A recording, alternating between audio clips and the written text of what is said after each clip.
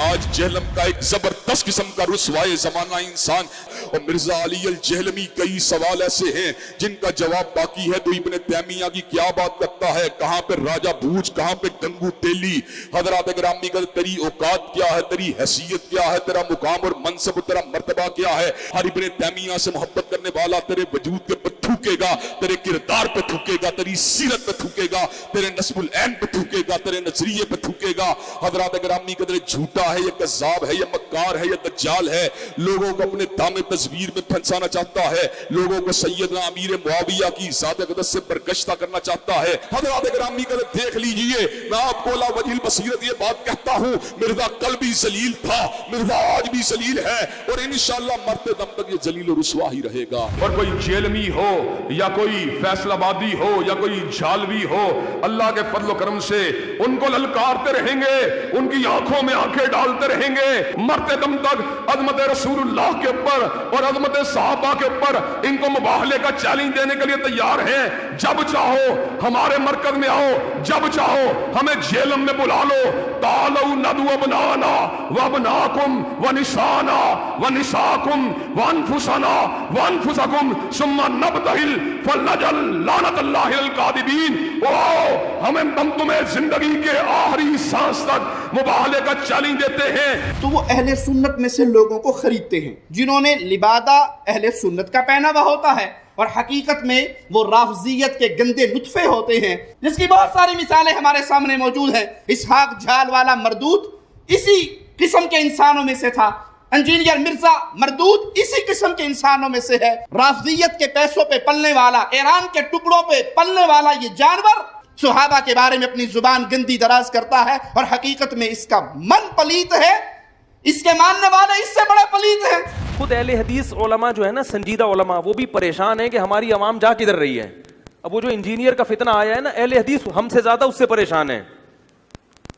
اہل حدیث علماء ہم لوگ اتنے پریشان نہیں ہیں اس سے، وہ علماء ہم سے بھی زیادہ کیا ہیں کہ یار یہ کیا ہو رہا ہے۔ آج ہر بدبخت الو اٹھ کے جو ہے نا صحابہ کے خلاف بھونکنا شروع کر دیتا ہے، اور یہ زہر کا پیالہ پی لے گا، بتا دوں۔ حضرت معاویہ کے مسئلے میں بھی سامنے بیٹھنے کے لیے تیار نہیں ہے، یہ پی لے گا زہر کا پیالہ، یہ نہیں بیٹھے گا سامنے۔ یہ صرف بند کمرے میں بیٹھ کر لمبی لمبی پھینکنے والے لوگ ہیں یہ۔ اس کے بعد بھی کمبخت اگر تو یہ کہتا ہے نا کہ مناظر جھگڑا ہوتا ہے، سمجھ تو لوگوں کو الو بنا رہا ہے بیٹھ کے۔ تو علمی کتابی نہیں ہے، تو دنیا کا سب سے بڑا فسادی ہے، جس کا کام، جس کو کمبخت کو بٹھایا گیا ہے صحابہ کے خلاف بھونکنے کے لیے، تیرا کام یہی ہے۔ اور ایک روایت یہ کہ حضرت علی خود نبی کی کفالت میں تھے، مسکین تھے، غریب تھے، کچھ بھی نہیں تھا، تو بیٹی دے دی تو کچھ بھی نہیں ہے ان کے پاس، تو تھوڑا سا تعاون کر دیا۔ تو آپ کا داماد اگر اتنا غریب ہے، کم بخت ڈبل بیڈ بھی نہیں خرید سکتا، منوس معذرت کے ساتھ، اور ڈنر سیٹ بھی نہیں خرید سکتا، واشنگ مشین بھی نہیں خرید سکتا، تو ایسے منوس کو بیٹی نہ دو پہلے تو۔ بولے اب تیرے پاس دھیلا نہیں ہے تو پھر تو غریب لڑکی سے کر جس کے پاس یہ بھی نہ ہو۔ بسم اللہ الرحمن الرحیم۔ یہ جو حضرت علی کی گستاخی کے بارے میں میرا کلپ چلایا ہے، میں کبھی تصور بھی نہیں کر سکتا حضرت علی رضی اللہ تعالیٰ عنہ کی گستاخی کا۔ حضرت علی سے محبت ہمارے بھی ایمان کا جز ہے، شیعہ حضرات بھی کی نظر میں بھی وہ قابل احترام ہے۔ تو میرا خیال ہے کہ شیعہ سنی فسادات کی کوئی کوشش معلوم ہوتی ہے۔ حضرت علی رضی اللہ تعالیٰ عنہ سے محبت تو بھائی ہمارے ایمان کا جز ہے، اور میرے بہت سارے بیانات ہیں حضرت علی کی فضیلت پر۔ حضرت علی رضی اللہ تعالیٰ عنہ کی توہین کا میں سوچ بھی نہیں سکتا۔ میں سمجھتا ہوں جو آدمی حضرت علی کی توہین کرے وہ اسی وقت مرتد ہے، اسلام سے خارج ہے وہ۔ انہوں نے بیچارے مفتی طارق مسعود کے اوپر الزام لگا دیا کہ اس نے جناب علی، سیدنا علی کی توہین کی ہے۔ معاذ اللہ، کوئی عقل کا دامن ہاتھ میں لو۔ اس بیچارے کی ویڈیو کو ٹویسٹ کر کے ایک جعلی قسم کی، وہ عام معاشرے کے دمادوں کے حوالے سے گفتگو کر رہا ہے، اس کو کہا معاذ اللہ، یہ الزام لگانے والے بھی توہین کے مرتکب ہیں کہ یہ جی سیدنا علی کے بارے میں کہہ رہا ہے، معاذ اللہ۔ اچھا، وہی اکاؤنٹس، وہی ٹویٹر ہینڈلز، وہی سارے کے سارے اکاؤنٹس جو اس وقت ہمارے خلاف پراپوگنڈا کر رہے تھے، آج مفتی طارق مسعود کے خلاف بھی پراپوگنڈا کر رہے ہیں۔ اور وہ مرزا مفرور بیگ، مرزا جیلمی، مرزا ثانی، وہ اپنی وہ جو سبکی اور ہزیمت جو جہلم میں طارق مسعود صاحب نے اس کے ساتھ کیا تھا، اس خفگی اور شرمندگی کو بٹانے کے لیے اس کے سارے شاگرد بھی، اس کے سارے جانشین بھی مفتی طارق مسعود کے خلاف کمپین کریں۔ اس کمپین کو روکنا چاہیے، اس طرح کے جھوٹے الزامات کو روکنا چاہیے۔ آج یہ 30 جنوری 2022 کا جو 28 نمبر سیشن ہے، اس کے سٹارٹ ہی میں ایک کرنٹ افیئر کے طور پہ میں نے چیز ڈسکس تو نہیں کرنی تھی، لیکن وہ حالات و واقعات ایسے بن گئے کہ مجھے مجبوراً، چونکہ وہ ایک ٹاپ ٹرینڈ تھا پچھلے ویک میں، اور آپ کو تو پتہ ہے کہ چاہے دنیا ادھر کی ادھر ہو جائے، ہمارا موقف سنڈے والے دن ہی آنا ہوتا ہے ظاہر ہے۔ تو ابھی یہ اکیڈمی پہنچنے سے پہلے میرا کوئی ارادہ نہیں تھا کہ میں اس ٹاپک کو ڈسکس کرتا، بلکہ رات کو بھی جب ہماری میٹنگ ہوئی تو کچھ لوگوں کا ارادہ تھا کہ اس کو ڈسکس کریں، میری بھی رائے تھی کہ نہیں کریں، ضرورت نہیں ہے ہمیں کرنے کی۔ لیکن پھر مجھے یہ ہوا کہ چونکہ یہ کرنٹ افیئر کے طور پہ تو لیا جا سکتا ہے نا اسے، اس حوالے سے کہ ہماری اب ہر ویڈیو کے نیچے لوگ آگے کامنٹس کر رہے ہیں کہ جی اس پہ بولیں، جی اس پہ بولیں، تو وہ خام خواہ اس کو ایک اس کی آپ سمجھ لیں ایک تشہیر کرنے والی بات تھی، اس لیے میں اسے اوائڈ کرنا چاہتا۔ لیکن چونکہ اب معاملہ میرے خیال میں تو سیٹل ہو چکا ہے، مفتی طارق مسعود صاحب حفظہ اللہ تعالیٰ کے حوالے سے انہوں نے جو مس ہینڈلنگ کی تھی، اس کے بعد جب ان کا وضاحتی بیان آ گیا تو میرا خیال ہے کہ اس معاملے کو اب گھسیٹنے کی ضرورت نہیں ہے۔ یہ خام خواہ ایک مسلمان کو جان بوجھ کر گستاخی کی طرف دھکیلنے والی بات ہے، جب وہ اپنی اس بات کی وضاحت کر دے، اپنا رجوع ریکارڈ کروا دے۔ لیکن معذرت کے ساتھ یہ سارے رویے کے معافی کے باوجود بھی، وضاحت کے باوجود بھی کسی کو معاف نہ کرنا، یہ تلخ رویے ہمارے انہی علماء کے ہی پیدا کرتا ہے۔ اب جب وہی معاملہ ان کو درپیش ہے تو میرا خیال ہے اب ان کو احساس ہو جانا چاہیے کہ جب آپ کسی شخص کو گستاخ رسول، گستاخ صحابہ، گستاخ اہل بیت کہتے ہیں تو اس پہ پھر کیا گزرتی ہے، جبکہ وہ ہو بھی نہ۔ یہ لوگ تو اپنی چرب زبانی کی وجہ سے، اپنی لمبی زبانوں کی وجہ سے، اپنی ذاتی رائے دیتے ہوئے اس رائے کو بعد میں بھوگ دیتے ہیں۔ یہ ذاتی رائے دی تھی نا مفتی صاحب نے، خام خواہ ضرورت کوئی نہیں تھی مولا علی رضی اللہ تعالیٰ عنہ علیہ السلام کا ذکر اس طریقے سے کرنے کی، لیکن چونکہ اب انہوں نے کلیریفیکیشن دے دی کہ میرے دل میں کوئی ایسی بات نہیں تھی، بس مجھ سے تھوڑا سا اس حوالے سے، بلکہ خیر یہ تو انہوں نے نہیں کہا، کاش یہ بھی ساتھ وہ کہتے۔ ہم تو صحیح بخاری اور صحیح مسلم کی احادیث بیان کرتے ہیں، اس سے بڑھ کر قرآن کی آیات پیش کرتے ہیں، اور اس پر یہ ہمیں گستاخ رسول، گستاخ صحابہ اور گستاخ اولیاء، جو ان کے نزدیک اولیاء ہے، اس کا فتویٰ لگاتے ہیں۔ اب یہ گرمائش جب ان تک پہنچی ہے تو آپ دیکھیں کہ کتنی تکلیف ہو رہی ہے، اور وہابی اور دیوبندی اکٹھے ہو گئے ہیں، یعنی اہل حدیث اور دیوبندی، اور وہ اکٹھے ہو کر میرے اوپر الزام لگا رہے ہیں کہ اس نے ٹرینڈ چلایا ہے۔ بھائی کروڑوں کی تعداد میں تو دیوبندی ہیں سب کانٹیننٹ میں، ان سے تو ٹرینڈ نہیں چل سکا اور میں نے چلا لیا۔ میں اس ویڈیو کے اندر اللہ کی قسم اٹھا کے کہہ رہا ہوں کہ مجھے تو اگلے دن پتا چلا ہے کہ یہ کوئی معاملہ ہوا ہے، وہ بھی شام کے وقت۔ فرحان جب میرے پاس آیا، میں نے کہتے جی یہ کیا ہو گیا جی، میں نے کہا یار ابھی تم موٹر بائک کھڑی کر رہے ہوگے تو مجھے یہ پتا چلا ہے، اور یہ تو کل کا معاملہ ہے۔ ظاہر ہے ہم تو ٹویٹر وغیرہ، میں تو اس طرح کی چیزوں سے دور رہتا ہوں، یوز ہی نہیں کرتا۔ تو ویڈیو مجھے اس ویڈیو سے پتا چلا جس میں میرے اوپر الزام لگا ہوا تھا کہ میں نے یہ سب کچھ کروایا، تو مجھے پتا چلا کہ اچھا کیا ہو گیا۔ اصل میں ان کے اندر کا گند باہر نکل آتا ہے نا، یہ سب کچھ خود کر رہے ہوتے ہیں تو یہ سمجھتے ہیں کہ دوسرے بھی یہی حربے استعمال کرتے ہوں گے، تو اس لیے پھر ان کے لیے الزام لگانا آسان ہو جاتا ہے۔ خود یہ چندے کھاتے ہیں لوگوں کے، یہ سمجھتے ہیں کہ دوسرے لوگ بھی اسی طریقے سے لے کے کھاتے ہوں گے۔ تو میرا اس معاملے سے کوئی لینا دینا نہیں ہے، نہ مجھے کوئی اس معاملے کی کوئی خوشی ہے۔ میں نہیں سمجھتا کہ علمی اختلاف جو ہے وہ اس لیول تک جائے کہ آپ کسی کی زندگی ونریبل کر دیں۔ ظاہر ہے جب آپ گستاخی کا فتویٰ لگا دیں، کسی کے اوپر قادیانیت کا فتویٰ لگا دیں، تو انڈیا، پاکستان، بنگلہ دیش میں تو آپ نے اس کی زندگی سٹیک پہ لگا دی، سیدھی سی بات ہے، کیونکہ یہاں پر ان پڑھ لوگوں کی اکثریت ہے، تو وہ تو کسی کی توبہ قبول ہی نہیں کرتے، وہ تو اپنا فیصلہ خود سناتے ہیں، اپنی عدالت خود قائم کرتے ہیں۔ لاکھ کوئی جسٹیفیکیشن دیتا رہے وہ قبول نہیں کرتے.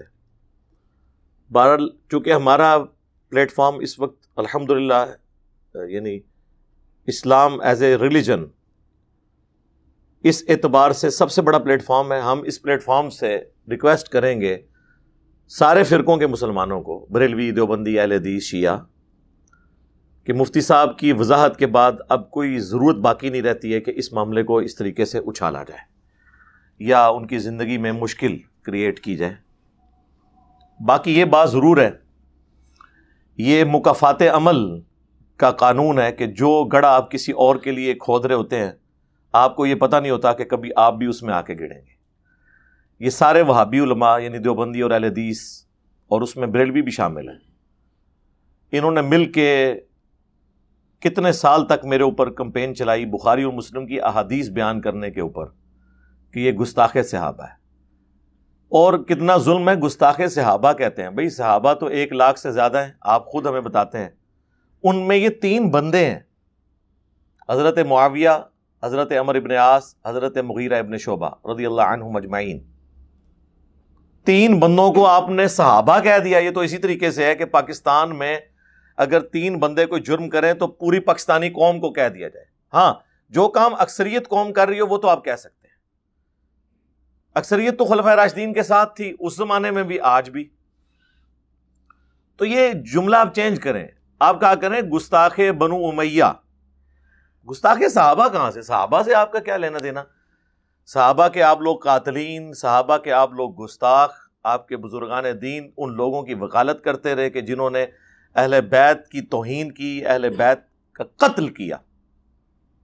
یہ کسی نبی کے ماننے والوں نے اس کے نبی کی اولاد کے ساتھ وہ کچھ نہیں کیا جو ہمارے نبی صلی اللہ علیہ وآلہ وسلم کے امتیوں نے اہل البیت کے ساتھ کیا. تو یہ کیوں کہتے ہیں آپ کہ جی گستاخ صحابہ؟ آپ کہا کریں گستاخ بنو امیہ. 3 بندوں کا نام آپ نے صحابہ رکھ دیا ہوا ہے اور باقی لوگوں کی رائے کو نہیں آپ دیکھ رہے. تو پھر یہ اس میں مفتی صاحب فرما رہے ہیں کہ جی میں تو اہل بیت سے محبت رکھتا ہوں. اہل بیت سے محبت صرف یہ نہیں ہے کہ ان کا نام احترام کے ساتھ لیا جائے. اہل بیت کے ساتھ محبت یہ ہے کہ اہل بیت کے دشمن، اہل بیت کے قاتلین، اہل بیت کی توہین کرنے والے لوگ، ان کی وکالت بھی مفتی صاحب آپ چھوڑ دیں، تب ہم مانیں گے کہ آپ اہل بیت کے ماننے والے ہیں. اور اس میں تو انہوں نے یہاں تک کہا کہ جی میرے نزدیک جو سیدنا علی رضی اللہ تعالیٰ عنہ علیہ السلام کی توہین کرے وہ مرتد ہے. تو سرکار پھر بتائیں آپ کو یہ مرتد کون ہے، ان مرتدین کا امام کون ہے اس امت کے اندر، ان گستاخان اہل بیت کا باپ کون ہے اس امت کے اندر. ان کے بارے میں تو آپ لوگ نہ صرف خاموش بلکہ الٹا ان کی وکالت کرتے ہیں. تو پھر یہ ہم آپ کو کیسے مان لیں کہ آپ محبین اہل بیت ہیں، جبکہ اللہ کے محبوب صلی اللہ علیہ وآلہ وسلم نے اسپیسیفکلی امت کو اپنی وفات سے 2 مہینہ پہلے نصیحت کی تھی اپنے اہل البیت کے بارے میں. غدیر خم کی حدیث جو سنی اور شیعہ کے ہاں کامن ہے، صحیح مسلم میں اوپر تلے 4 احادیث ہیں. انٹرنیشنل نمبرنگ کے مطابق 6225 سے لے کر 6228 تک کہ حجۃ الوداع سے واپسی پر 18 ذوالحجہ 10 ہجری میں اللہ کے محبوب صلی اللہ علیہ وآلہ وسلم نے اپنی وفات سے 2 مہینے پہلے خم نامی گاؤں میں پانی کے لیے پڑاؤ کیا. اونٹ کے پالان کا منبر رکھا گیا. آپ صلی اللہ علیہ وآلہ وسلم نے مدینہ شریف واپس پہنچنے کا بھی انتظار نہیں کیا اور راستے میں وہ خطبہ دیا. اور آپ کے الفاظ ہی کنکلوڈنگ ہے، اے لوگو آگاہ ہو جاؤ، میں بھی ایک انسان ہوں، قریب ہے کہ اللہ کا قاصد یعنی موت کا فرشتہ میرے پاس آئے اور میں اس کی دعوت قبول کر لوں. میں اپنے بعد تم میں 2 بھاری چیزیں چھوڑ کر جا رہا ہوں. ان میں سے پہلی چیز اللہ کی کتاب ہے، اس میں ہدایت ہے، اس میں نور ہے. یہ اللہ کی رسی ہے، جو اسے پکڑے گا ہدایت پر ہوگا، جو چھوڑ دے گا گمراہ ہو جائے گا۔ اور زید بن ارقم کہتے ہیں کہ اللہ کے محبوب صلی اللہ علیہ وآلہ وسلم ہمیں ترغیب دلاتے رہے، اللہ کی کتاب، اللہ کی کتاب، اللہ کی کتاب۔ اور پھر فرمایا کہ دوسری بھاری چیز میرے اہل البیت ہیں، میں اپنے اہل البیت کے معاملے میں تمہیں اللہ کا خوف دلاتا ہوں، میں اپنے اہل البیت کے معاملے میں تمہیں اللہ کا خوف دلاتا ہوں، میں اپنے اہل البیت کے معاملے میں تمہیں اللہ کا خوف دلاتا ہوں۔ 3 دفعہ آپ صلی اللہ علیہ وآلہ وسلم نے یہ بات ارشاد فرمائی، لیکن امت نے بالکل اس کے الٹ کیا، نہ قرآن کو پکڑا اور نہ اہل البیت کو زندہ چھوڑا، بالکل الٹ چلے، نبی علیہ السلام کی اس نصیحت اور وصیت کا پاس نہیں رکھا۔ اور چونکہ آپ کو بتا دیا گیا تھا نا کہ یہی کچھ ہوگا، تو آپ نے بتا دیا کہ بھی جو بچنے والے ہیں وہ بچ جائیں، اور جو تلے ہوئے ہیں اپنی آخرت برباد کرنے پہ وہ بھی قیامت کے دن یہ گلہ نہ کریں کہ ہمیں پتہ نہیں تھا۔ اور یہ حدیث پھر آگے بھی چلتی ہے جامع ترمذی میں، مسند احمد کے اندر، سنن نسائی الکبریٰ کے اندر، کہ اللہ کے محبوب صلی اللہ علیہ وآلہ وسلم نے اسی موقع پر سیدنا علی کا ہاتھ یوں پکڑا اور صحابہ میں یوں بلند کر کے کہا، من کنت مولاہ فہذا علی مولاہ، جس کا مولا میں اس کا مولا علی۔ اور آپ نے وہ قرآن کی آیت تلاوت کی 6 نمبر سورۃ الاحزاب کی، النبی اولا بالمؤمنین من انفسہم وازواجہ امہاتہم، یہ نبی مومنین کی جانوں پر ان سے بڑھ کر حق رکھتے ہیں، اور نبی کی بیویاں امت کی مائیں ہیں۔ پھر آپ نے کہا کہ کیا تم میرا یہ حق ولایت اپنے اوپر تسلیم کرتے ہو کہ میں سب سے بڑھ کر تم پہ حق رکھنے والا ہوں، یعنی میں تمہارا آقا ہوں، تمہارا دلی محبوب ہوں، دونوں معنی درست ہیں۔ اس پہ آپ نے فرمایا کہ من کنتم مولاہ فہذا علی مولاہ، جو مجھے اپنا جگری یار، اپنا آقا و مولا مانتا ہے، پھر وہ مولا علی کو بھی اپنا آقا اور مولا مانے۔ پھر آپ نے فرمایا اے اللہ اس سے محبت رکھ جو علی سے محبت رکھے، اس سے دشمنی رکھ جو علی سے دشمنی رکھے۔ سرکار اس سے بھی بڑھ کے صحیح مسلم کی وہ حدیث 240، علی سے محبت نہیں رکھے گا مگر مؤمن، علی سے بغض نہیں رکھے گا مگر منافق۔ اچھا، یہ جب ہم حدیثیں بیان کرتے ہیں تو ان کو اس زمانے کے لوگ نظر آتے ہیں، اور وہ بھی خوارج۔ میرے بھائی، خوارج سے پہلے بھی بغض علی رکھنے والے لوگ تھے، جن کی جائز شیطانی اولاد ہیں یہ خوارج جو آج تک نکل رہے ہیں۔ ان کا تو آپ ذکر نہیں کرتے، الٹا ان لوگوں کی آپ وکالت کرتے ہیں، تو پھر ان چیزوں کی نحوست تو آپ کے اوپر پڑے گی نا۔ اب اس سے بڑھ کر نبی علیہ السلام کیا فرما سکتے تھے کہ علی سے محبت نہیں رکھے گا مگر مؤمن، علی سے بغض نہیں رکھے گا مگر منافق۔ اسی پہ میں بولتا ہوں نا کہ محبت علی از دا لٹمس ٹیسٹ آف ایمان، علی کی محبت ایمان کا لٹمس ٹیسٹ ہے۔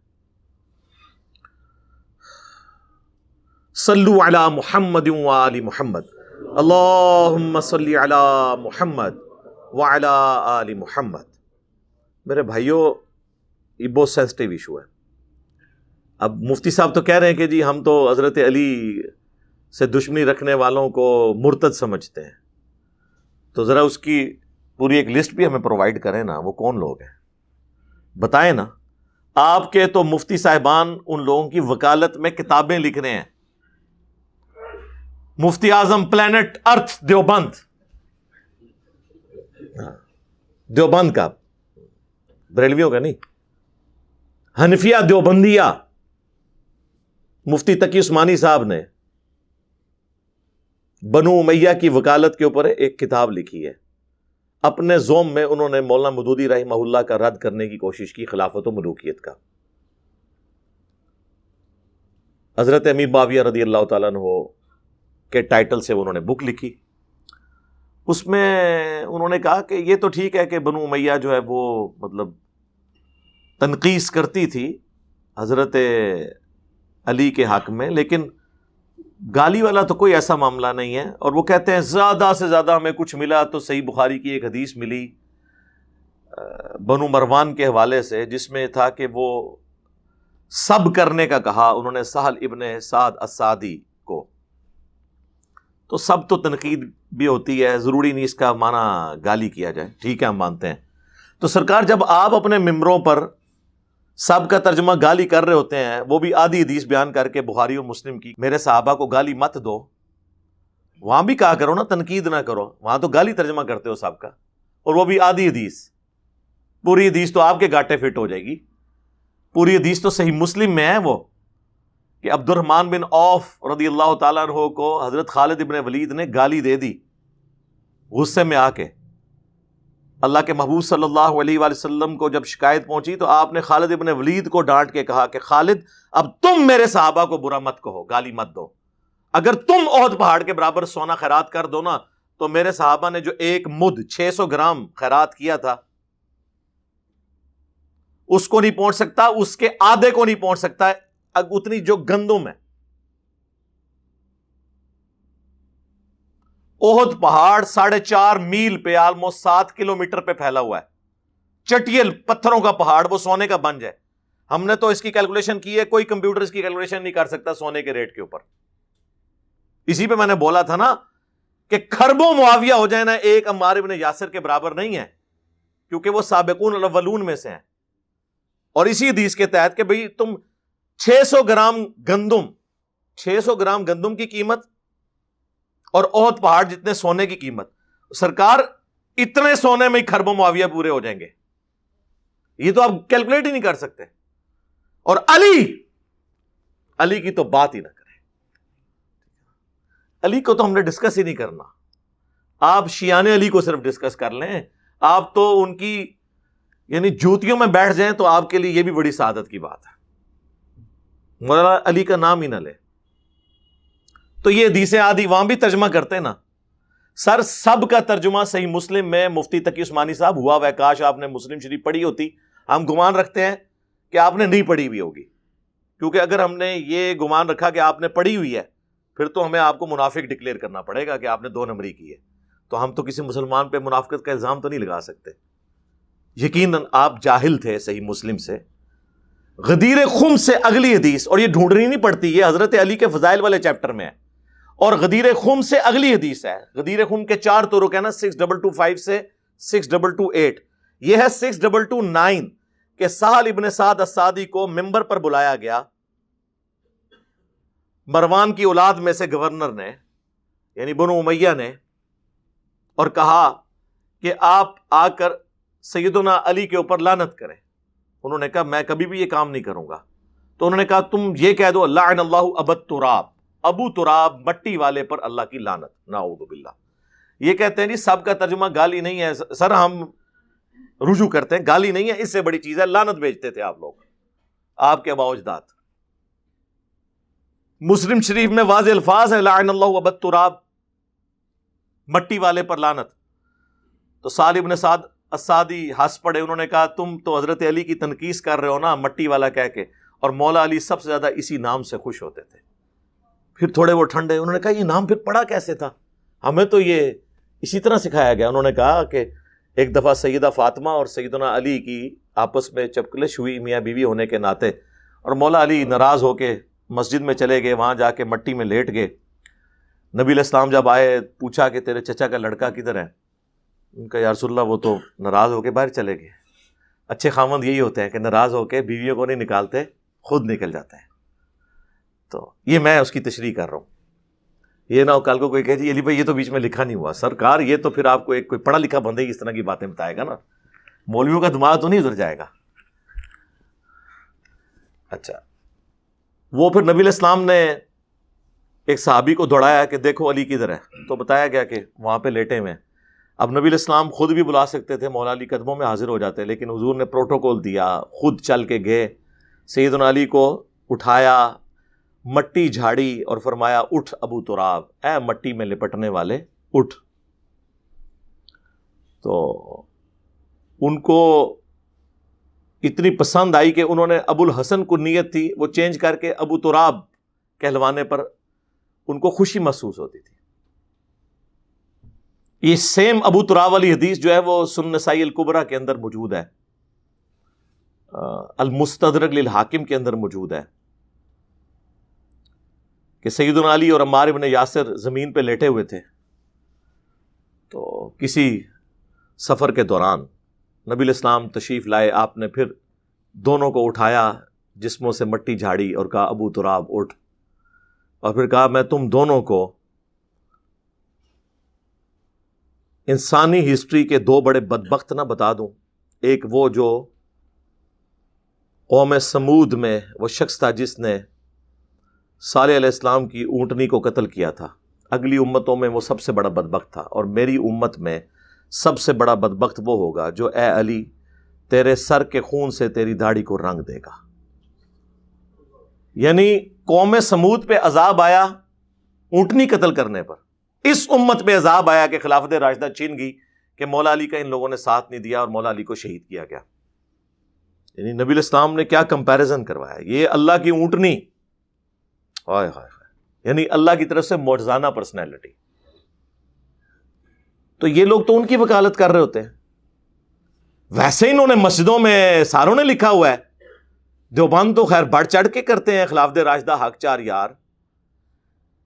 تو یہ حق چار یار کے بعد جو پانچواں ہے اس کو پھر کیوں کہتے ہو سیاست معاویہ زندہ باد؟ یا خلافت راشدہ حق چار یار ہوگی اور حق چار یار میں کسی یار سے لڑنے والا وہ زندہ باد کیسے ہو گیا؟ کہتے نہیں وہ خلفائے راشدین کے بعد سیاست معاویہ زندہ باد ہے. اچھا ٹھیک ہے جی مان لیا. بتائیں جب حضرت علی خلیفہ راشد تھے اس وقت سیاست معاویہ کیا تھی؟ پھر مردہ باد. ظاہر ہے ایک ٹکٹ میں دو مزے تو نہیں ہو سکتے، یا خلیفہ راشد کو بچائیں گے آپ یا اس کے خلاف کھڑے ہونے والے باغی کو بچائیں گے آپ، اور وہ باغی وہ جسے بخاری مسلم میں باغی کہا گیا. یہ کیسے ہو سکتا ہے کہ آپ دونوں کو بیک وقت لے کے چلیں؟ تو وہ حدیث لکھ کے لگائی ہوتی ہے جناب، علیکم بسنتی و سنت الخلفاء الراشدین المہدیین. تو حضرت عثمان کے خلاف جو لوگ کھڑے ہوئے وہ تو ہو گئے باغی آپ کے نزدیک. حضرت علی کی دفعہ آپ کو یہ حدیث ہی بھول جاتی ہے. یہ حدیث جامعہ ترمذی ابو داؤد ابن ماجہ میں ہے. میرے بعد تم بہت اختلاف دیکھو گے، دین میں نئی نئی بدعتوں سے بچنا. علیکم بسنتی و سنت الخلفاء الراشدین المہدیین، تم پر میری سنت اور میرے ہدایت یافتہ خلفاء کی سنت لازمی ہے. نبی علیہ السلام نے خلفاء راشدین کے خلاف بغاوت کرنے والوں کو اہل بدعت قرار دیا، جو کوئی بھی ہو. ان کی آخرت کا فیصلہ نہیں کر رہے، دنیا میں ان کی ایکٹیویٹی بدعت تھی. پھر ابو داؤد میں ترمذی میں حدیث ہے کہ میرے بعد خلافت علی منہاج النبوہ 30 سال تک رہے گی.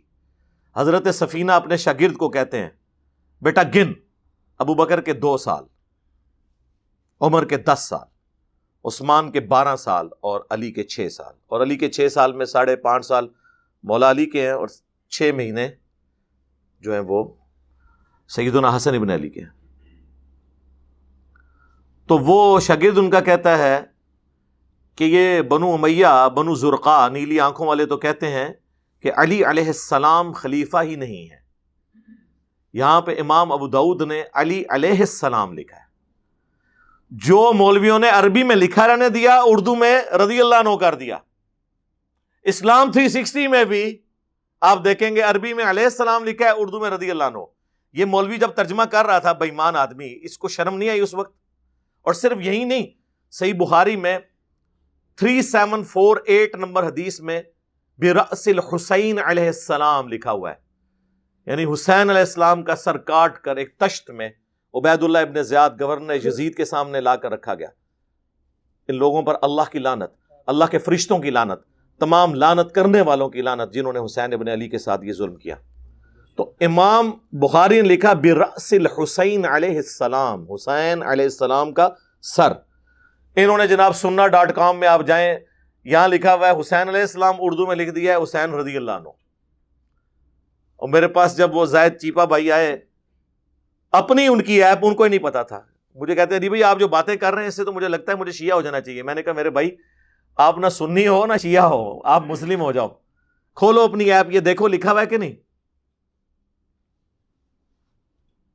صحیح بخاری 6318 فاطمہ اور علی کے ساتھ لکھا ہے امام بخاری نے علیہ السلام، ان دونوں پر اللہ کی سلامتی ہو۔ خیر، یہ لوگ کہتے ہیں کہ علی علیہ السلام خلیفہ ہی نہیں ہے، تو حضرت سفینہ جو نبی علیہ السلام کے آزاد کردہ غلام تھے، انہیں اتنا غصہ آیا، انہوں نے کہا کہ یہ تو ان کی پیٹھ سے جھوٹ نکلا ہے، حق تو یہ ہے کہ ان کی جو حکومت ہے شریر ترین ملوکیت بادشاہت ہے اس دنیا میں۔ وہ کہتے ہیں نہیں، وہ اصل میں نا انہوں نے شریر ترین بادشاہ جو ہے نا وہ بعد کے لوگوں کو کہا ہے، کیونکہ حضرت سفینہ 74 ہجری میں فوت ہوئے ہیں، تو حضرت معاویہ تو 60 ہجری میں فوت ہو گئے تھے۔ سرکار ٹھہر جاؤ، صبر کرو، ہمارا لا دینا انہوں بچ جڑے میمز بنا رہے ہوندے نے، صبر کرو، بتاتے ہیں تمہیں۔ تو میرے بھائی یہ حدیث ایک نہیں ہے، اسی کا ایک طریق جو ہے وہ مسند احمد میں ہے، مشکات میں بھی، کہ نبی علیہ السلام نے فرمایا کہ میرے بعد خلافت علی منہاج النبوہ ہوگی، اور اس کے بعد کاٹ کھانے والی ملوکیت شروع ہو جائے گی، یعنی کنزیکٹو بات،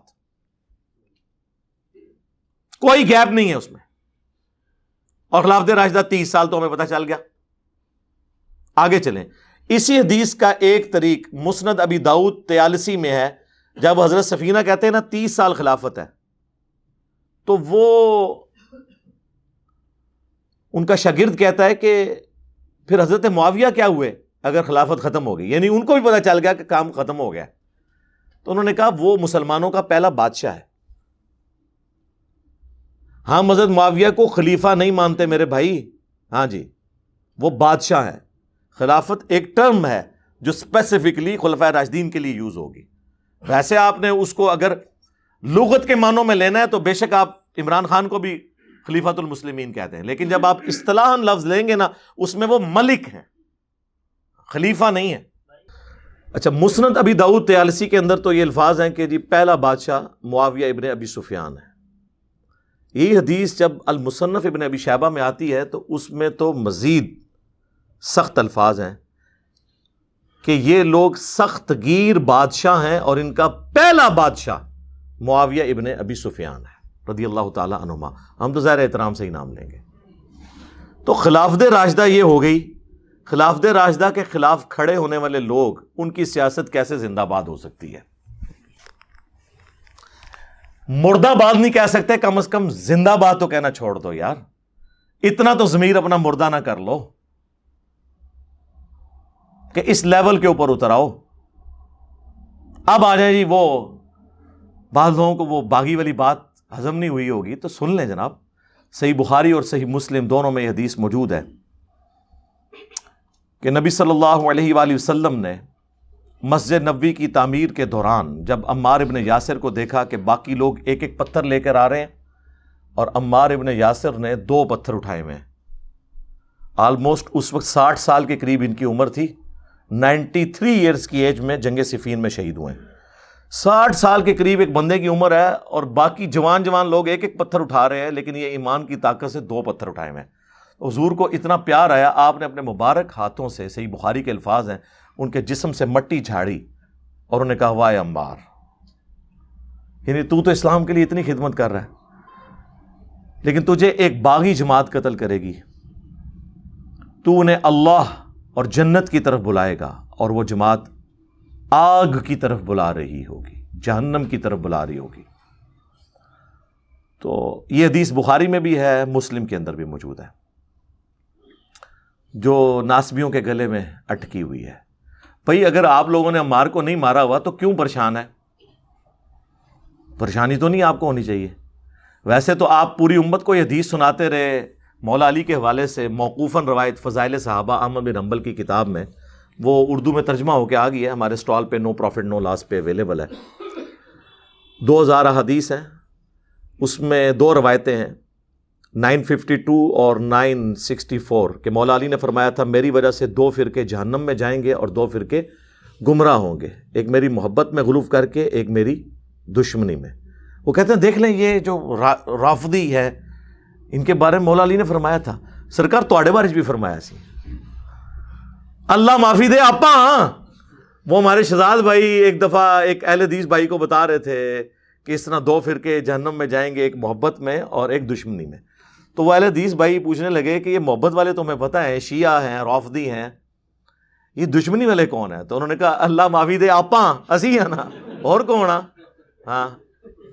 اور لائف سٹوری میں آپ دیکھ نہیں رہے شاہد بھائی اور بلال بھائی کے ساتھ ایک بھائی نے آگے تعارف کروایا، جب پوچھا کہ آپ کا پہلا فرقہ کون سا تو کہنے لگے ناسبی، یعنی کہ اہل حدیث، یعنی کہ دیوبندی.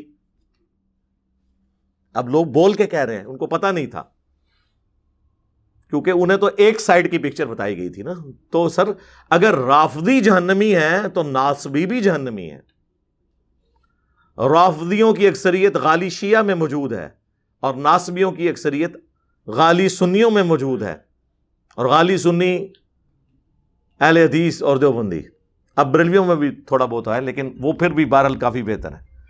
تو آپ لوگ تو ہمیں یہ خود یہ حدیثیں سنایا کرتے تھے، ہمیں دونوں پارٹیوں کے بارے میں کیوں افتؤمنون ببعض الکتاب وتکفرون ببعض، کتاب کے کچھ حصے کو مانا، کچھ کا کفر کر دیا آپ لوگوں نے. پوری بات بتاتے نا، پہنچا کے آتے نا. نہیں جی وہ ناسبی تو حضرت علی کے زمانے میں خارجی تھے. نہیں سر، نا سنن نسائی میں حدیث ہے، مشکات میں موجود ہے کہ خوارج قیامت تک نکلتے رہیں گے اور ان کی آخری جماعت دجال کے ساتھ مل کے مسلمانوں کے خلاف لڑے گی. سرکار حضور نے فرمایا ہوا ہے کہ ناسبی قیامت تک رہنے نے سر. ہاں جی، تو آڑے کو بھی قیامت تک ٹائم ہے، اپنا دفاع کر کے دکھا دو. اب یہ جو حدیث ہے عمار کو باغی جماعت قتل کرے گی، یہ اتنی بھاری حدیث ہے، اس کا بوجھ امت میں کوئی نہیں اٹھا سکا. اس کے بعد تو کوئی گنجائش نہیں رہ جاتی نا، کیونکہ مسند احمد میں اوپر تلے 4 احادیث ہیں، ان کے طرق تو بے شمار ہیں مسند احمد میں، باقی کتابوں میں، کہ یہ ابو الغادیہ ایک اصحاب شجرہ صلح حدیبیہ کا صحابی تھا جس نے عمار ابن یاسر کو قتل کیا. اور مسند احمد کے الفاظ ہیں عمار کا قاتل اور مال لوٹنے والا جہنم کی آگ میں ہے. اور مسند احمد میں ہی موجود ہے کہ حضرت عمر بن عاص نے جب آ کے حضرت معاویہ کو بتایا کہ عمار تو قتل ہو گیا اور رسول اللہ نے فرمایا تھا کہ باغی جماعت قتل کرے گی، پتہ دونوں کو تھا. تو حضرت معاویہ نے ایسی باطل تعویل کی، انہوں نے کہا ہم نے مارا ہے عمار کو، یہ تو علی اور اس کے ساتھیوں نے لا کے میدان جنگ میں ہمارے نیزوں کے آگے پھینک دیا. کڈی کہانی کرائی سرکار. تو پھر باقی کتابوں میں ملتا ہے کہ مولا علی کو جب یہ بات پہنچی نا، غامدی صاحب کہتے ہیں نہیں مولا علی نے حدیث عمار کیوں نہیں سنائی؟ اس بندے کو سناتے حدیث عمار جسے پتہ تھی خود اور وہ باطل تعویل کر رہا تھا. جی سر تعویل مولا علی نے سے اگلی بات بھی سنائی ہے سرکار، آپ کو تو پتہ نہیں ہے نا. مولا علی کو جب یہ خبر پہنچی نا کہ معاویہ نے یہ ورڈکٹ دیا تو مولا علی نے کہا اچھا پھر اس کا مطلب ہے کہ حمزہ ابن عبد المطلب کا قاتل خود رسول اللہ تھے کہ نہ وہ لے کر آتے احد کے اندر اور نہ وہ شہید ہوتے. بھائی جو حمایت میں لڑنے آیا ہوتا ہے اور وہ شہید ہو جاتا ہے تو جس کی حمایت میں آیا ہوتا ہے وہ قاتل ہوتا ہے، اسے مروانے کے لیے لایا وہاں پہ. یہ حدیث عمار اتنی وزنی حدیث ہے، اس سے جان نہیں چھڑا سکتے. یہ بخاری مسلم میں نہ ہوتی تو کب کی انہوں نے ذبح کر دی ہوتی. اب یہ ذبح بھی نہیں ہو سکتی. اور حدیث متواتر ہے، کئی اصحاب سے ہے یہ حدیث. خود حضرت معاویہ بھی راوی ہیں اس کے، عمر بن عاص بھی راوی ہیں، ام سلمہ بھی راوی ہیں، عمار بن یاسر بھی راوی ہیں، مولا علی بھی راوی ہیں، ابو سعید خدری بھی راوی ہیں. ابو سعید کے حوالے سے بخاری مسلم میں آیا. ابن حجر اسقلانی نے ابو الغادیہ کو بچانے کے لیے یہ کہہ دیا کہ اسے صلح حدیبیہ والی فضیلت کفایت کر جائے گی. تو محدث اعظم سعودیہ شیخ ناصر الدین البانی نے ان پہ گرفت کی سلسلہ احادیث صحیحہ کے اندر. انہوں نے کہا کہ نہ یہ مشکل تعویل ہے. جب نبی الاسلام نے فرما دیا کہ عمار کا قاتل اور مال لوٹنے والا جہنم کی آگ میں ہے تو اس سے صلح حدیبیہ والی فضیلت صحیح مسلم کی اٹھ گئی کیونکہ اسپیسیفک حکم آ گیا. باقی ہم تو رضی اللہ عنہ ہی کہتے ہیں. ابو الغادیہ رضی اللہ تعالیٰ عنہ، ان کے نام کا ایک چیپٹر ہے مسند ابی الغادیہ مسند احمد کے اندر. میں اس پہ گھنٹوں بول سکتا ہوں. آپ کو پتہ ہے کہ میں نے تو الحمدللہ اہل بیت کا دفاع کیا ہے کیونکہ ہم غدیر خم پہ کھڑے ہیں. قرآن کی توحید بھی چھپ چھپ کے بیان کی سو کالڈ موحدین نے. پرانے بابوں کو رحمت اللہ علیہ بھی کہتے رہے جس کی وجہ سے کوئی چینج نہیں آئی. ہم نے بتایا کہ پرانوں نے کام ڈالا ہے. ہم سے پہلے کسی نے جرت نہیں کی تھی. توحید گج وج کے بیان ہوئی ہے نا قرآن کی, ایاک نعبد و ایاک نستعین, تو اس پلیٹ فارم سے, کیونکہ یہ غدیر خم پہ ہے پلیٹ فارم, اور اہل البیت کا دفاع بھی ادھر سے ہی ہوا ہے. یہ مسلم کی جو حدیثیں تھی 4 قرآن اور اہل بیت, یہ ان کو پہلے نہیں پتا تھا لکھی ہوئی ہیں. ان کو کیا پتا, انہوں نے تو تعریف کی ہے. اہل حدیث کی 3 کتابوں میں انہوں نے غدیر خم کی حدیث آدھی لکھی. قرآن کی فضیلت لکھ دی, شروع میں لکھا 2 چیزیں چھوڑ کے جا رہا ہوں, قرآن کی فضیلت لکھ دی, اگلا حصہ کاٹ دیا. جب ہم نے کہا کہ یہ کیوں حرکت کی ہے تم لوگوں نے, وہ کہنے لگے جی وہ ٹاپک جو ہے نا فضائل قرآن تھا, اس لیے ہم نے قرآن والا حصہ رہنے دیا. بھئی اوپر 2 لائنیں ایڈ کرنے سے کوئی فرق پڑ جانا تھا,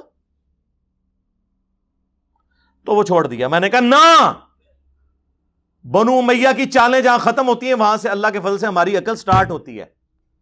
تم لوگوں نے اسی صفحے کے اوپر الموطا امام مالک کی, المستدرک الحاکم کی وہ حدیث کہ حجۃ الوداع پہ نبی علیہ السلام نے فرمایا تھا 2 چیزیں چھوڑ کے جا رہا ہوں, اللہ کی کتاب اور تمہارے نبی کی سنت, اسے مضبوطی سے پکڑ لینا, کبھی گمراہ نہیں ہوگے. وہ تو تم نے پوری لکھی ہوئی ہے. ادھر بھی تمہیں چاہیے تھا نا کہ 2 چیزیں چھوڑ کے جا رہا ہوں, اللہ کی کتاب اور دوسری چیز چھوڑ دیتے.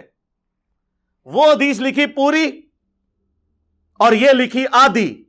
اس کے پیچھے میں بتاتا ہوں ان کی چلاکی کیا تھی, تاکہ اگر کوئی یہ پڑھے نا تو وہ یہ سمجھے کہ دوسری چیز بھی وہی ہوگی جو اوپر لکھی ہوئی ہے. سمجھ آئیے آپ کو؟ جناب آپ کو پتہ نہیں ان کا کتنا شیطانی دماغ ہے, اور انہیں ہمارے رحمانی دماغ کا نہیں پتا. ہم نے تو پکڑ لیا, اور یہ بات پھر اس طرح صحیح ثابت ہوئی کہ وہ جو تیسری کتاب تھی نا, اس کتاب میں اس رائٹر نے اہل حدیث کے 2 چیزیں چھوڑ کر جا رہا ہوں, قرآن اور بریکٹ میں خود لکھ دیا سنت, اور اہل بیت والا پورشن کاٹ دیا, اہل بیت کی جگہ سنت لکھ دیا, اور نیچے تخریج کیا ہوئی ہوئی ہے, صحیح مسلم چیپٹر فضائل صحابہ باب فضائل علی. واہ واہ, چیپٹر فضائل علی ہے اور اس حدیث میں علی کا ذکر ہی کوئی نہیں. قرآن اور سنت, وہ اس لیے چیپٹر ہے فضائل علی والا امام نووی نے باندھا کہ وہ قرآن اور اہل بیت ہے. تو اس کا مطلب ہے وہ ڈنڈی مارنے والے نے جو یہ ڈنڈی نہیں ڈنڈا مارا ہے, خود اپنے اوپر مارا ہے. جی ہمیں تو نہیں لگا, یہ تو خود اپنے اوپر ڈنڈا مارا ہے. اسے یہ پتا تھا جو بےایمانی کی ہے.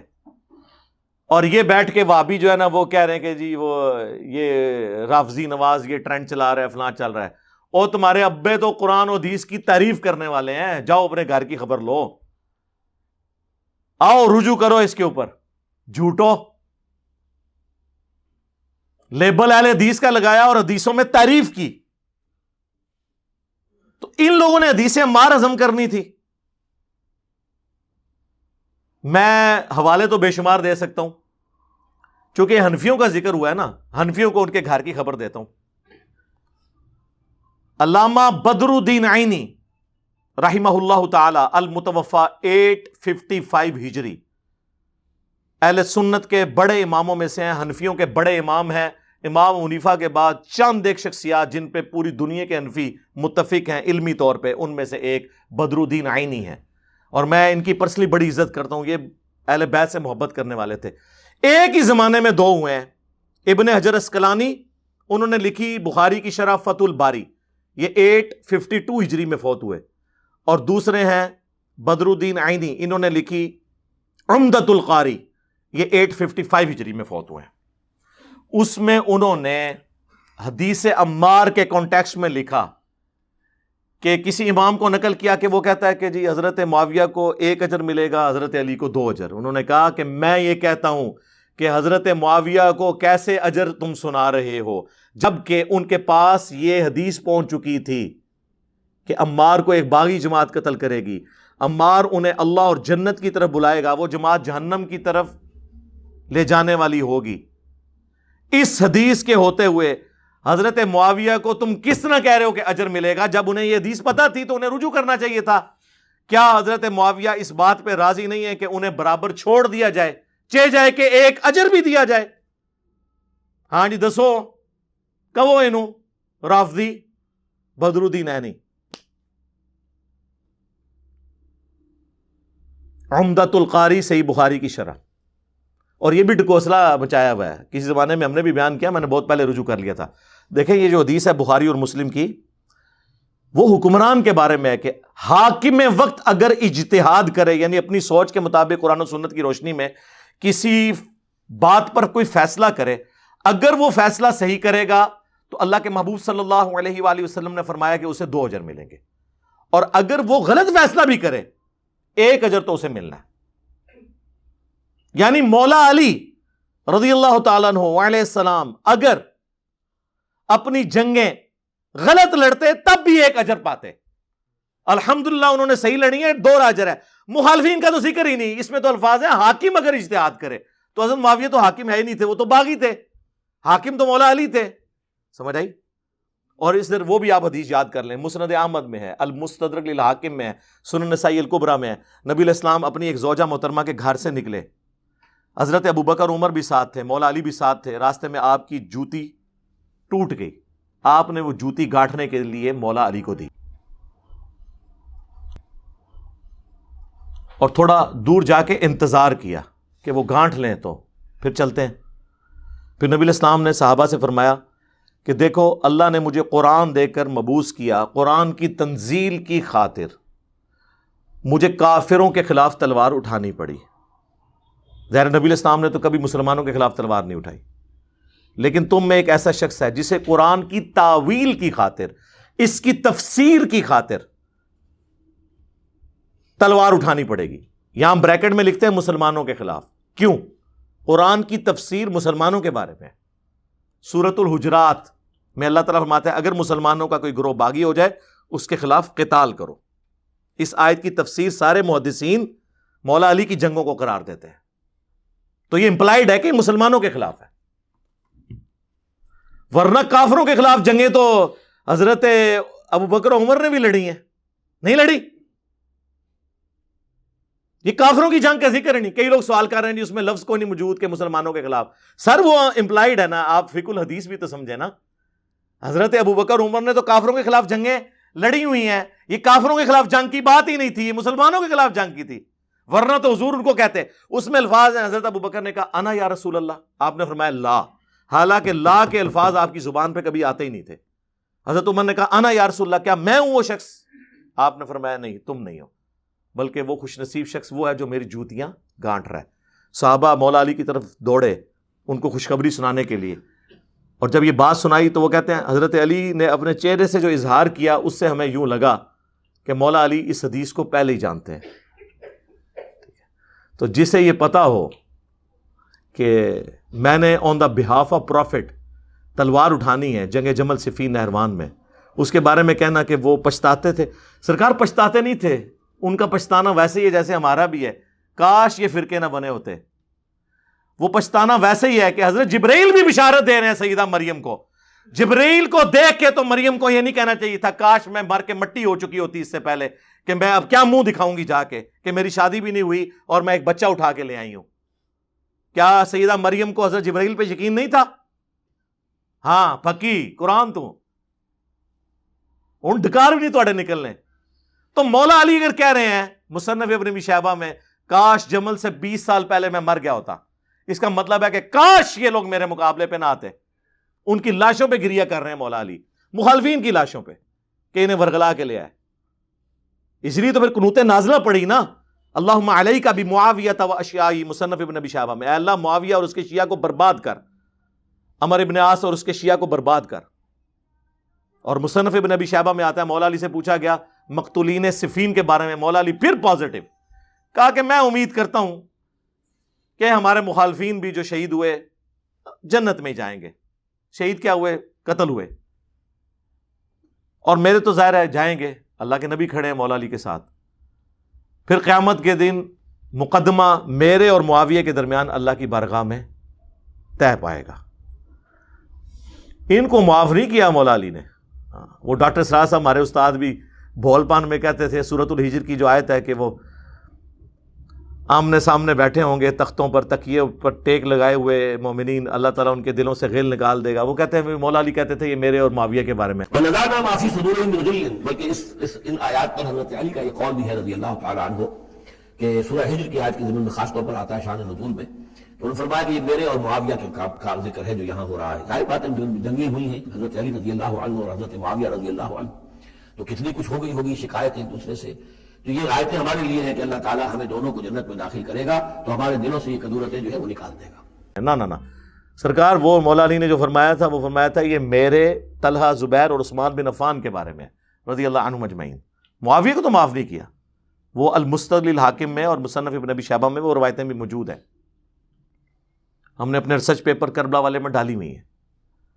تو میرے بھائی یہ معاملہ اتنا سادہ نہیں ہے. دوسرا حوالہ بدر الدین عینی کا تو دیا. ملا علی قاری المتوفا 1014 ہجری، مشکات کی شرح لکھی مرقاہ، پوری دنیا کے اندر ایک اتھینٹک شرح مانی جاتی ہے مشکات المصابی کی. انہوں نے بھی حدیث عمار کے اوپر ڈسکشن کی، اور انہوں نے تو جو سخت الفاظ استعمال کیے ہیں، یہ کیمرے کا لینز پھٹ جائے. اس کے بعد تو وہ رافضی بھی نہیں، غالی رافضی ڈکلیئر ہو جائیں. ایک ہوتا ہے غالی شیعہ، ایک ہوتا ہے غالی رافضی. لیکن ان کو پتہ نہیں ہے ملا علی قاری پہ پوری حنفیت کھڑی ہوئی ہے. دیوبند بریلوی دونوں مانتے ہیں. ان کے پاس کوئی اس پائے کا بندہ ہی نہیں ہے جس کو وہ پیش کر سکے. تو ملا علی قاری حدیث عمار کے کانٹیکسٹ میں لکھتے ہیں کہ حدیث عمار کے بعد تو حضرت معاویہ رضی اللہ تعالیٰ عنہ کو چاہیے تھا اپنی بغاوت سے رجوع کر لیتے. نمبر 1. نمبر 2، خلافت منفیہ کی طلب ترک کر دیتے، یعنی جو دل میں تھی خلافت کی طلب. یہ کہتے ہیں جی وہ خلیفہ مانتے تھے. ملا علی قاری نے کہا کہ وہ آپ خلیفہ بننا چاہتے سن. تیسرا انہوں نے کہا کہ بظاہر انہوں نے خون عثمان کو ڈھال بنایا ہوا تھا، لیکن باطن کے اندر بغاوت تھی خلافت حاصل کرنے کی. کتنے سخت الفاظ ہیں. چوتھی بات تو اس سے بھی تگڑی ہے. انہوں نے کہا افسوس حضرت معاویہ کے اس عمل نے قرآن اور سنت دونوں کو پیٹھ کے پیچھے ڈال دیا. مہجورہ کے لفظ استعمال کیے ہیں، مہجور کر دیا. یہ کون لکھ رہا ہے؟ ملا علی قاری رحمہ اللہ. اہل حدیث بھی کہتے ہیں رحمہ اللہ، کیونکہ انفیوں کے خلاف کافی باتیں ان سے بھی وہ لے آتے ہیں نا. ہن سامو نا اپنے رحمہ اللہ نو تواڈے سارے مدعا ذلہ دامت برکاتم عالیہ، آیت اللہ، حافظہ اللہ، رحمہ اللہ اور چاندک رضی اللہ بھی. جی ہاں جب ہم یہ کہتے ہیں کہ جب لوگ پوچھیں گے، کیا پوچھیں گے کہ کس رضی اللہ عنہ نے، کس رضی اللہ عنہ کے کہنے پر عمار رضی اللہ عنہ کو شہید کیا. تو یہ اہل بیت کے دشمنوں کا دفاع کرنا، یہ پھر اہل بیت کی محبت کا سرٹیفکیٹ آپ کو نہیں ملے گا. کیونکہ اسلام 2 چیزوں کی بات کرتا ہے، امر بالمعروف و نہی عن المنکر. اسی طریقے سے صرف اہل بیت سے محبت نہیں، اہل بیت کے دشمنوں کو کنڈیم کرنا اور ان کا جھوٹا دفاع چھوڑنا بھی ضروری ہے. ورنہ ہم آپ کی اہل البیت سے محبت نہیں مانیں گے. یہ آندہ بھی آپ کی زبانیں اسی طریقے سے لڑکھڑاتی رہیں گی اہل البیت کے معاملے میں. یہ گستاخیاں آپ کرتے رہیں گے. انہی وہابیوں کے مولویوں نے کہہ دیا تھا نا شیعہ پہ غصہ نکالتے ہوئے کہ تو کہتا ہے کہ علی نہ خدا ہے نہ خدا سے جدا ہے، تو 10 پھر علی کیڑی بلا ہے. جی آپ نے سنا نہیں ذاکروں کی مجلس کو؟ توبہ توبہ توبہ، علی نو خدا اکھنے ہاں، نہ خدا تو جدا اکھنے ہاں. نہ علی خدا ہے نہ خدا سے جدا ہے، پھر کیا بلا ہے؟ نہ علی خدا ہے نہ خدا سے جدا ہے، پھر کیا بلا ہے؟ نہ علی خدا ہے نہ خدا سے جدا ہے، پھر کیا بلا ہے؟ او سوئے رومال والے نے جنہوں ایسا دفن کیتا ہے کہ دوبارہ زندہ ہی نہیں ہویا زندہ کئی سالہ تو میرے خلاف کہتا ہے کہ جی یہ جناب ایران کے ٹکڑوں پہ پلنے والا جانور. ٹھیک ہے نا جی. اور کیسی کیسی گندی باتیں وہ، مطلب وہ لینگویج یوز بھی نہیں میں کر سکتا. تو وہ اہل سنت میں سے لوگوں کو خریدتے ہیں جنہوں نے لبادہ اہل سنت کا پہناوا ہوتا ہے، اور حقیقت میں وہ رافضیت کے گندے نطفے ہوتے ہیں، جس کی بہت ساری مثالیں ہمارے سامنے موجود ہیں۔ اسحاق جھال والا مردود اسی قسم کے انسانوں میں سے تھا، انجینئر مرزا مردود اسی قسم کے انسانوں میں سے ہے۔ رافضیت کے پیسوں پہ پلنے والا، ایران کے ٹکڑوں پہ پلنے والا یہ جانور صحابہ کے بارے میں اپنی زبان گندی دراز کرتا ہے، اور حقیقت میں اس کا من پلیت ہے، اس کے ماننے والے اس سے بڑے پلیت ہیں۔ اور یہ اس مفتی نے بھی کہا تھا نا کہ اسے تو بٹھایا گیا ہے صحابہ کے خلاف بھونکنے کے لیے۔ آج ہر بدبخت الو اٹھ کے جو ہے نا صحابہ کے خلاف بھونکنا شروع کر دیتا ہے، اور یہ زہر کا پیالہ پی لے گا، بتا دوں حضرت معاویہ کے مسئلے میں بھی سامنے بیٹھنے کے لیے تیار نہیں ہے، یہ پی لے گا زہر کا پیالہ، یہ نہیں بیٹھے گا سامنے۔ یہ صرف بند کمرے میں بیٹھ کر لمبی لمبی پھینکنے والے لوگ ہیں یہ۔ اس کے بعد بھی کم بخت اگر تو یہ کہتا ہے نا کہ مناظر جھگڑا ہوتا ہے، سمجھ تو لوگوں کو الو بنا رہا ہے بیٹھ کے، تو علمی کتابی نہیں ہے، تو دنیا کا سب سے بڑا فسادی ہے، جس کا کام، جس کو کم کو بٹھایا گیا ہے صحابہ کے خلاف بھونکنے کے لیے، تیرا کام یہی ہے۔ صحابہ کے خلاف بھونکنے کے لیے نہیں، صحابہ کے خلاف بھونکنے والے ان کا رد کرنے کے لیے۔ ہم نہیں بھونکتے ان پہ، ہم بخاری مسلم سے ان کا رد کرتے ہیں، ہم بھونک رہے ہیں۔ بھونکتے تو آپ لوگ ہیں جو اپنی ذاتی رائے استعمال کرتے ہیں، ہم تو صحابہ پر بھونکنے والوں کا علمی رد کرتے ہیں۔ تو کہاں سے کہاں بات شروع ہوئی، اب وہ میں ایک چلیں اب حصول برکت کے لیے آخر میں ایک حدیث سناتا ہوں، پھر اس ٹاپک کو کنکلوڈ کرتے ہیں، ورنہ تو یقین کریں اہل بیت کا دفاع تو پھر دو چیزیں تو ہمارا فیوریٹ ٹاپک ہے، ایک توحید اور دوسرا اہل بیت کا دفاع۔ کیوں نہ ہو، ہم غدیر خم پہ کھڑے ہیں، تم لوگ کھڑے ہو انڈیا کے دو شہروں دیوبند اور بریلی کے اندر، کوئی جا کے ملکہ وکٹوریہ سے سرٹیفکیٹ لے رہا ہے، ٹھیک ہے نا جی۔ تو صحیح مسلم میں ایک حدیث ہے 6220،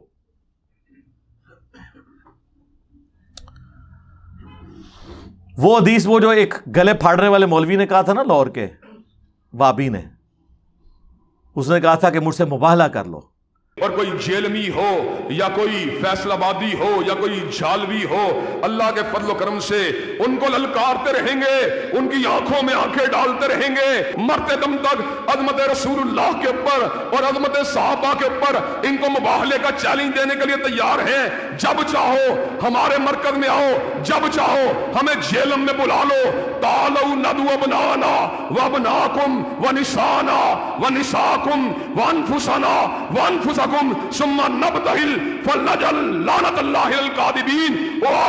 ہم تمہیں زندگی کے آخری سانس تک مباہلے کا چیلنج دیتے ہیں۔ تو میں نے اسے چیلنج کیا تھا کہ مباہلے والی حدیث صحیح مسلم کی تو قیامت تک اپنے ممبر سے بیان ہی نہیں کر سکتا، تو مجھے مباہلے کے چیلنج کرتا ہے نا، حدیث ممبر پہ سنا دے، ساری حدیث آج تک نہیں سنا سکا، چلو اس کے بعد سنا لے، پوری حدیث سنانی ہے۔ ہاں صحیح مسلم 6220، حضرت معاویہ رضی اللہ تعالیٰ عنہ نے سعد ابن ابی وقاص کو حکم دیا، امر معاویہ، اس میں الفاظ ہیں حکم دیا، تو حضرت سعد ابن ابی وقاص نے انکار کیا اور انہوں نے کہا میں ہرگز علی پر کبھی سب نہیں کروں گا۔ وہ کہتے ہیں جی دیکھیں اس میں الفاظ ہیں حکم دیا، اور پھر پوچھا اس لیے کہ انکار کیا تھا نا کہ تمہیں کون سی چیز مانے ہے کہ تم ابو تراب پر سب نہیں کرتے، یعنی لعنت، کیونکہ صحیح مسلم 6229 میں موجود ہے لعن اللہ ابا تراب۔ اور دوسرا جب بنو امیہ ابو تراب کہے نا تو سمجھ لیں یہ تنقیص کے لیے کہہ رہے ہیں، یہ لوگ علی ابن ابی طالب بھی نہیں کہتے تھے، کیونکہ علی کا مطلب ہے اونچی شان والا، وَهُوَ الْعَلِيُّ الْعَظِيمُ، اللہ کا نام بھی ہے لیکن اللہ کا نام ہے العلی، مولا علی کا نام علی ہے، یہ مخلوق ہے وہ خالق ہے۔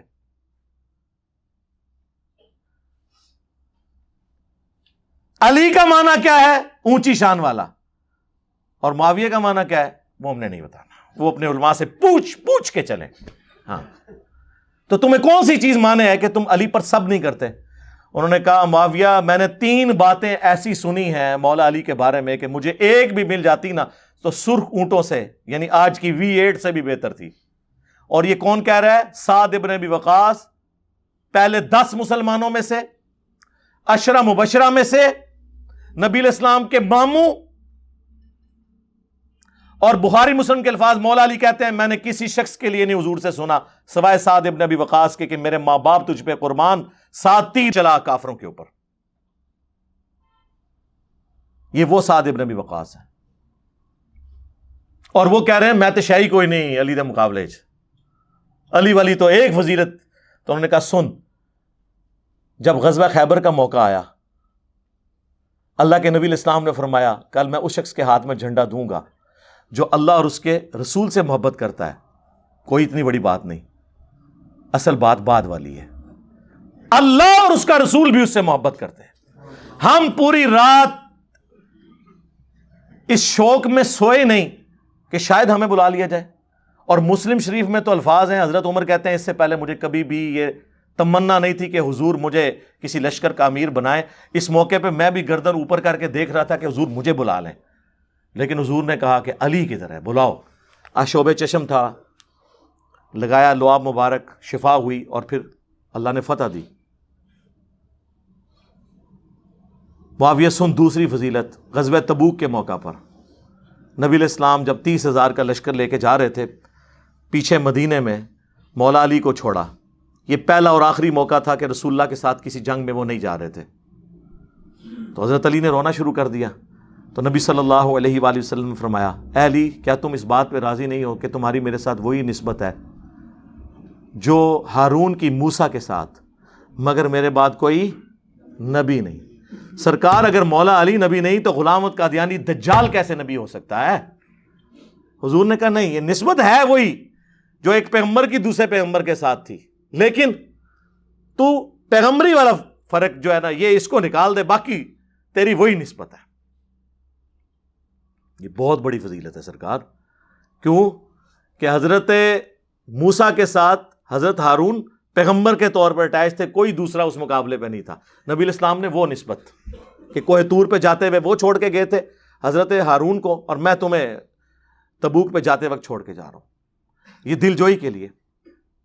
اور معاویہ سن تیسری فضیلت، جب نجران کے عیسائیوں کا وفد آیا اور نبی علیہ السلام کو سورہ آل عمران کی آیت نمبر 61 میں حکم ہوا کہ آپ جو ہے وہ مباہلہ کریں ایز اے لاسٹ ریزارٹ ان کے ساتھ، تو نبی علیہ السلام مولا علی کو، سیدہ فاطمہ، سیدنا حسن و حسین رضی اللہ عنہم اجمعین وعلیہم السلام اجمعین کو لے کر آئے، ہائے ہائے ہائے، اور کہا اللہم ہؤلاء اہل بیتی، اے اللہ یہ میرے اہل بیت ہیں.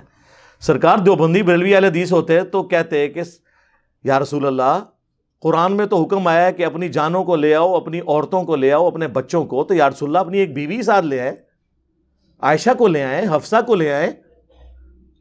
گھر میں تو پہلے نمبر پہ عورت بیوی ہوتی ہے، اور قرآن کہہ رہا ہے اپنی عورتوں کو لے آؤ مبالغے کے لیے، تو آپ فاطمہ کو کیوں لے کے آئے ہیں؟ ہاں ہوں بول تو ایران کے ٹکڑوں پہ پلنے والا جانور منو. 10 سے تھے، عورتیں تو تھیں، 9 بیویاں تو زندہ تھیں، کسی کو نہیں ساتھ لائے تو فاطمہ کو سلام اللہ علیہا، اور بچوں کو سیدنا حسن حسین. اور مولا علی تو علی مجھ سے ہے میں علی سے ہوں، وہ تو نبی کا نفس تھے نا.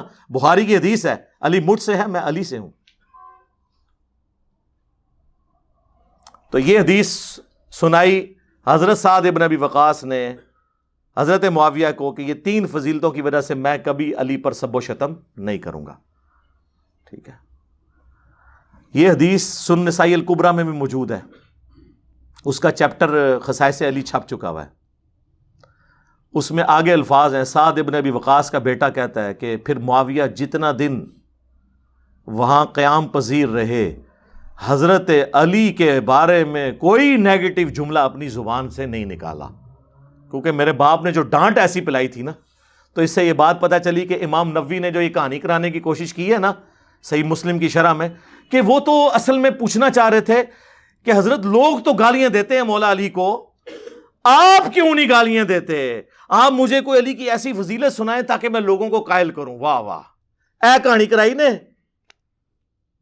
لیکن وہ دوسری حدیث نے اس کی حفاظت کر دی، اور اس کا کچھ حصہ سنن ابن ماجہ میں بھی موجود ہے، جس میں الفاظ ہیں سعد ابن ابی وقاص غضبناک ہو کر بولے کہ تو اس شخص کے بارے میں نیگیٹو بات کر رہا ہے مجھ سے جس کے بارے میں یہ 3 باتیں ہیں.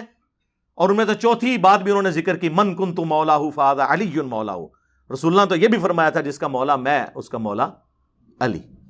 یہ جو صحیح مسلم کی حدیث ہے نا 6220، اس میں جن لوگوں نے یہ حرکت کی نا، جیسا میں نے بتایا امام نووی نے اور یہ وہ وہابیوں کے جو امام ہے نا جی ابن تیمیہ المتوفا 728 ہجری، انہوں نے شیعہ کے خلاف ایک کتاب لکھی ہے منہاج السنہ، اس میں انہوں نے یہ حدیث نقل کر کے فلنگ دی بلینکس خود کر دیا، ہمارا معاویہ بالسب ساتھ لکھ دیا کہ معاویہ نے سب کرنے کو کہا، حالانکہ مسلم شیعہ میں الفاظ نہیں تھے لیکن قرائن سے ہی مطلب تھا۔ تو ابن تیمیہ رحمہ اللہ نے ہمارا مسئلہ حل کر دیا منہاج السنہ میں، کتاب شیعہ کے خلاف ہے لیکن اس بات کو انہیں ماننا پڑا کہ یہ کام ہوتا تھا۔ اور اس سے بھی بڑھ کر سیرت الرسول کتاب یہ کل تک مفت بانٹتے تھے محمد بن عبد الوہاب صاحب کے بیٹے عبداللہ کی، انہوں نے حضرت علی والے چیپٹر میں کہتا ہوں جی چھوڑے کچھ نہیں ان کا، انہوں نے لکھا کہ حضرت معاویہ نے نہ صرف حضرت علی کے خلاف بغاوت کی بلکہ شہادت عثمان کا الزام بھی ان پہ لگایا، اللہ نے حضرت علی کو بری کر دیا، پہلی بات۔ دوسری بات انہوں نے لکھی وہی والی مسند احمد کی حدیث، جب عمرو بن عاص نے آ کے کہا کہ معاویہ عمار قتل ہو گیا اور حضور نے تو یہ فرمایا تھا کہ اسے باغی جماعت قتل کرے گی، تو اس پہ حضرت معاویہ نے کہا تم بھی اونٹ کی طرح اپنے پیشاب میں پھسلتے ہو، یعنی اپنی خود کمزوری بتا رہے ہو، ہم نے اسے قتل کیا ہے، یہ تو علی اور اس کے ساتھیوں نے لا کے ہمارے نیزوں کے آگے پھینک دیا، نہ علی یہ کام کرتے نہ یہ شہید ہوتا۔ تو محمد بن وابسہ کے بیٹے نے ساتھ لکھا ہے کہ جب یہ خبر حضرت علی تک پہنچی تو انہوں نے کہا کہ اچھا پھر اس کا مطلب ہے کہ حمزہ ابن عبد المطلب کے قاتل رسول اللہ تھے کہ نہ لے کے جاتے عہد میں نہ شہید ہوتے، یہ پھکی دی مولا علی نے، اور یہ پھکی انہوں نے نقل کی ہے۔ اور اینڈ پہ انہوں نے یہاں تک لکھا کہ بنو امیہ کے لوگ 60 سال تک ممبروں پر حضرت علی کی تنقیص اور گالم گلوچ کرتے رہے لیکن اللہ تعالیٰ نے حضرت علی کی شان کو بلندی کیا۔ یہ وہابیوں کا امام لکھ رہا ہے، اس لیے ہم نے یہ کتاب یہاں رکھی ہوئی ہے اور ہماری ویب سائٹ پہ اس کا PDF بھی رکھا ہوا ہے، آپ ڈاؤن لوڈ کر کے حضرت علی والا چیپٹر پڑھ سکتے ہیں۔ خیر یہ ٹاپک گھنٹوں بولا جا سکتا ہے، میں اس کو یہیں پہ کنکلوڈ کرتا ہوں، لیکن اینڈ پہ میں آپ کو اپنا ایک ریسرچ پیپر جو ہر وقت میرے ٹیبل پہ ہوتا ہے یہ والا، ہاں جی، جس نے ناسبیوں کی نیندیں حرام کی ہوئی ہیں اور رافضیوں کی نیندیں بھی، واقعہ کربلا کا حقیقی پس منظر 72 صحیح الاسناد احادیث کی روشنی میں، یہ عربی میں بھی ہے، اردو میں بھی ہے، ہندی میں بھی ہے، انگلش میں بھی ہے، بنگلہ زبان کے اندر بھی ہے۔ ہماری ویب سائٹ اہلسنتپاک.com سے ڈاؤن لوڈ کریں۔ 200 حدیثیں ہیں اس کے اندر، 72 کا ٹائٹل میں نے شہدائے کربلا کی نسبت سے لیا، ورنہ ایک ایک نمبر پہ مثلا 33 نمبر پہ غدیر خم کی حدیث ہے، اس میں نے 8 طرق لیے ہیں اس کے، اور اس میں نے 6 بڑے بڑے ٹاپک کور کیے ہیں۔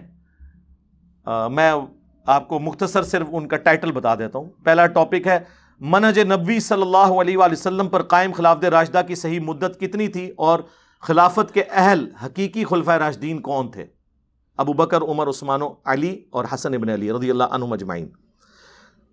دوسرا، خلیفہ راشد سے بغاوت بدعت ہے، جنگ جمل، صفین اور نہروان میں سیدنا علی کی حقانیت اور شہادت سیدنا عثمان کے اصلی اسباب، جعلی نہیں، بخاری مسلم میں جو بنو امیہ سبب بنی ہے حضرت عثمان کی شہادت کی۔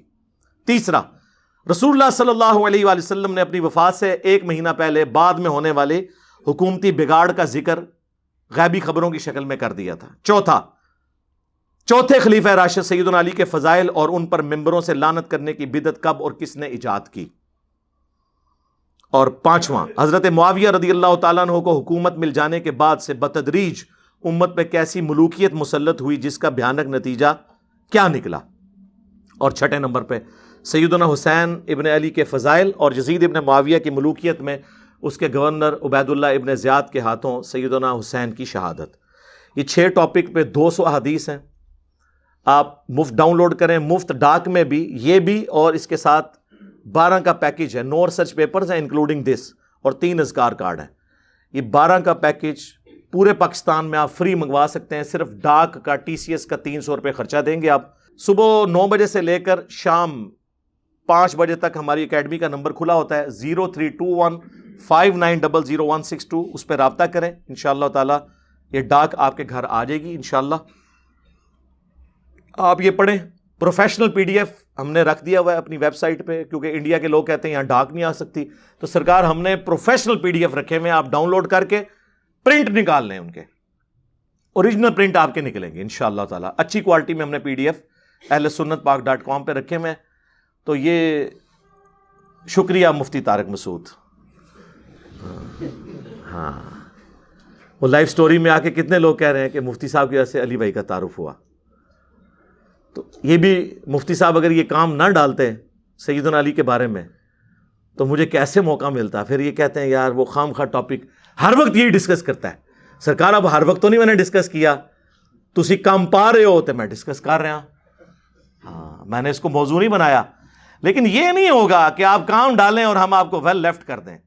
فل ٹاس منو ملے اور میں باؤنڈری نہیں سرکار اسٹیڈیم سے باہر نہ پھینکوں. ہاں یہ ہو نہیں سکتا. تے اے ہن سمجھ آ کے ہن بال گم گئی تہاڈی. ہاں جی گم گئی. صلو علی محمد و آل محمد. اللہم صلی علی محمد وعلی آل محمد واصحاب محمد اجمعین الی یوم الدین. آمین.